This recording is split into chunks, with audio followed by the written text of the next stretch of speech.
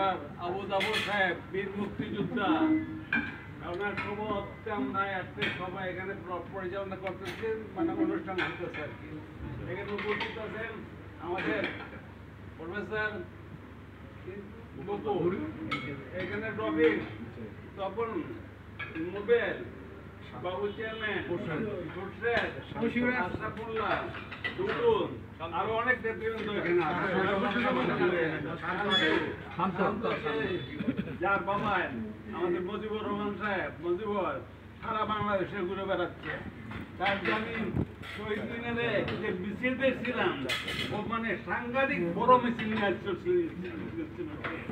এবং তার সাথে যারা আছে সবাই আমার পরিচিত।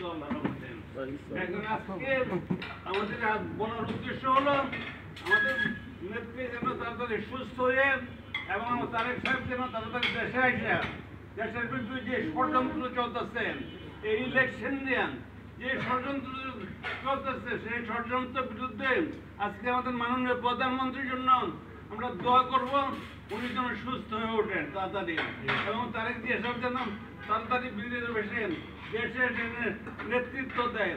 আমরা সবাই ঐক্যবদ্ধ হয়ে এখানে আমাদের মধ্যে কোনো ভেদাভেদ নাই, ভেদাভেদ শুধু তাদের সাথে যারা দেশে ষড়যন্ত্র করতেছেন, দাদাবাজি করেন, অন্যায় করেন, তাদের বিরুদ্ধে আমাদের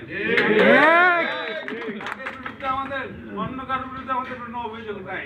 আমরা একসাথে মিলে মিশে চলবেন, দক্ষ হয়ে সেই সমাজের ঐক্যবদ্ধ ছাড়া বিএনপির কোনো বিকল্প নাই। আমরা ঐক্যবদ্ধ ভাবে কাজ করবো। কাজে আপনারা সবাই সজাগ থাকবেন, ঐক্যবদ্ধ থাকবেন। আমাদের বিরুদ্ধে অনেক টিপটার এর মতন ঢুকে যাবে গিয়া, কি বলবো, এগুলো সবাই আপনারা জানেন, সবাই বোঝেন, আপনারা সবাই ভবিষ্যতের নেতৃত্ব দেবেন আপনারা। আমরা যেভাবে শান্তির রাজনীতি করি, অহিংসার রাজনীতি করি না, প্রতিহিংসার রাজনীতি করি না, এখানে আসছিলাম আমরা এসে এখানে এই অনুষ্ঠানের জন্য আমরা বসার জন্য এখানে বসছি আর কি। আপনাদের যে আপনারা সন্ধ্যার সময় আসছেন, আপনাদেরকে অনেক ধন্যবাদ, অনেক ধন্যবাদ। আবার দেখা হবে প্রত্যেকের জায়গায়।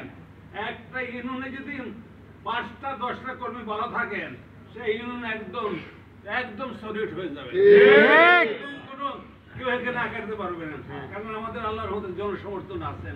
কিছু লোকের জন্য যদি আমাদের দুর্নাম হয়, তবু জনগণ বলেন, আজকে পত্রিকা দেখলেন, টক শো দেখলেন, সবাই বলেন যে আজকে যারা দেশ স্বাধীনতার জন্য বিরোধিতা করছিল, তারা আজকে বড় হয়ে গেছে।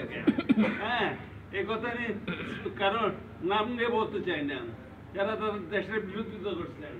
আজকে সেই জন্য বলছি, যারা এই আন্দোলনে এই বিএনপির লক্ষ লক্ষ কর্মীর বিরুদ্ধে মিথ্যা মামলা দেন, আজকে যে